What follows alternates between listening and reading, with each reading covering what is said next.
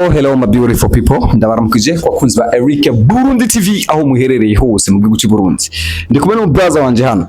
Numuririmbye kujya nababwiye ko nzokoma nabazanira impano zitandukanye tuyaga n'abanyempano hama nkabagaragaza hama namwe mukabona mukafollowinga hama mugakomeza kuronka ibikorwa bimeze neza namwe mukabashigikira. Ndi kumwe n'umunyempano. Reka namwakire yidondore maze rutangura ikiganiro brother n'impore. Namahoro kwiri namahoro. Ya brother nifuza ku muntu yoba ari incuro yiwe ya mbere akubonye nifuza zakoresha kumenya akazina kanje kwizina ryanje wanyita Gitwara ku rubuga ushobora kundondera kw'iryo zina izina Gitwara ko ariko bahisemo Gitwara mu yandi mazina yose ugahitamo kuvuga ko Gitwara ari ryo zina ukoresha mu kazi kawe k'umwuga wo kuririmba mu bisanzwe iryo zina ndagyumvise muko nyene ndarikunda kabisa chamura ndogita kabisa. Wowe uri umwana wa kangahe mu muryango? Je ndi umwana gira 10 papa. Umwana? Gira 10. Mu muryango hari abandi b'abaririmbyi? Oya nta bandi b'abaririmbyi barimo ariko bisanzwe mu masengero n'ibindi bararirimba kabisa. Kana bita abaririmbyi nawe nyine. Oh, sawumva kuririmba yabaye impano y'umuryango. Umva no mu rusengero kuva no kujya no kuririmba no gukorera Imana. Okay, dufatire kuri ibi navyo. Kubwawe kuririmba kuri wewe ni iki? Kubwanje kuririmba yatanguye kubikunda uko nyene ariko ndabiravye ndabona ko bizomvira mu kintu kaba nk'umwuga ariko naho bitobaye umwuga ndabona kubiheba ko vyongoye kubera ndarabikunda mu bisanzwe hakunda abantu banezererwa kuririmba nkakunda kuririmba kaje nkabinezererwa kabisa niko bimeze. Usanze uvuka mu ntari yahe? Usanze uvuka mu komini yahe? Mu gace kahe kugira bari kukuraba usanga hari kuraba umuntu hajya muvuka hamwe ugatumba kamwe intara mvuka mu intara ya Makamba intara ya Burunga basanzwe bayita ngo intara ya Burunga kabisa intara ya Makamba ya kera nduri bo baba sawa kabisa. None ugerageje kuraba kuri wewe nize ntambamye usanzwe uri kurahura nazo muri kino gihe utanguye umwuga wawe kuririmba? Ntambamye turahura nazo kubijanye n'urubuga turahura nazo kubijanye n'uburondezi turahura nazo aho kuguruza imbuga zikagira ikibazo aho mu burondezi ukabura ukaronkazi mu buzima no kuduga no kumanuka kurondera no kubura kubonka no kubura yabisaba kugumya umutima ukihangana ukora cyose ukakora uciyumvamo wifuza gushika ku yindi ntambuko.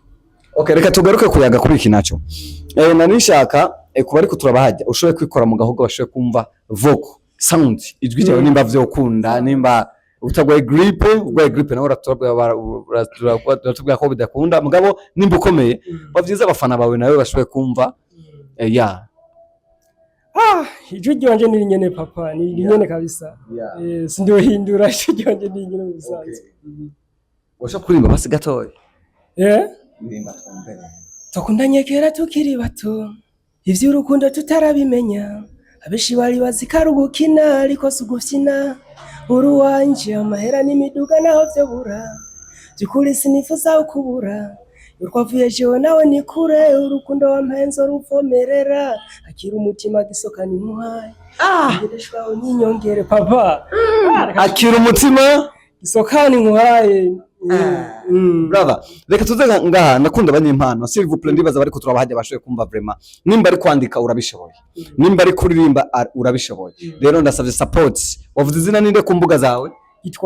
Gitwara following Gitwara rero kuri YouTube kuri Facebook page Instagram TikTok hose uramusangaho mu following rero kugira ngo mumufate mu mugongo Mr Gitwara kugira ibintu bikomeze kugenda neza. Gitwara reka tugaruke ngaha n'abaye baririmbye mu gihugu cy'u Burundi ku bwawe wifuza kuzokorana nabo? Papa sinchagura sinchagura kabisa uri muntu wese nkuze ndamukunda kujya kwimana uvuga ati kunda mugenzi wangu wikunda atabubeshi nikomeze. Okay, Gitwara reka tuze kuri kinacho kuri wewe usanzwe ufise doye kuririmba watanguye kumenya njye ari kufise impano yo kuririmba? Musanzwe nkifise nk'imyaka 10 myaka 10 niho gitanguye kunzamo ndaririmba ndatangura ishure cyo kuririmba bisa n'ibimvuyemo ndabandanya ishure mugabo nyuma yo guhagarika ishure ngeze mu mwaka wa 5 ndongeye kubandanya ni kuririmba ariko nivyagereye aho ndabonye ndasubira ku ishuri kabisa ndagarukira mu mwaka wa 12 kuririmba rero mu bisanzwe ndakora kabisa ndabikora nk'umuntu abikunda kabisa kandi sivyo ndimirije guhagarika.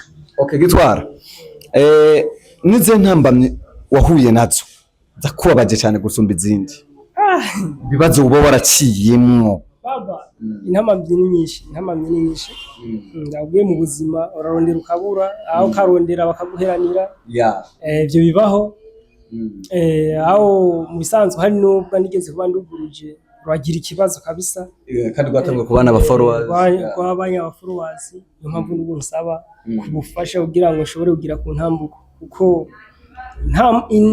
impano yanje zigaragaza niko imeze. Okay, twareka tugere kurangiza ikiganiro. Rero mu kurangiza ikiganiro nanshaka ushobora kugira icyo ubwiye abafana bawe cyangwa abafana ba Eric Burundi TV bari kutura muri kano kanya. Je ndabakunda kabisa, ndabakunda. Abantu bakundana ndabakunda ndetse n'abandi badakunda gukundana bikunda ndabakunda. Kumbure impanuro twokundana. Okay, bakuzi ba Eric Burundi TV, my name is Simba from Sile aka Bildan Shapshuta intara yo mu bumanuko Shapshuta. Ndakubwira ati nimba utarakanda subscribe kuri Eric Burundi TV kanda subscribe. Nije Simba from Sile intara yo mu bumanuko. Eba ni kwa kurasa ni kwa kundi nyene, kwa gukubita ni kwa kundi nyene, ndabazanira impano muzishigikira. Ntibagenda kubwira baba diaspora ati komeze mushigikira impano kujya nyene mu bikora, kujya nyene munyandikira mumbwira ati abari turabakeneye tuganire nabo mu bibandanye mubikora. Ndabakunda cyane ndabibutsa rero ni kubandanya mukurikira season ya Hakika kugira mukomeze ibintu bikomeze kugenda neza cyane. Thanks sana.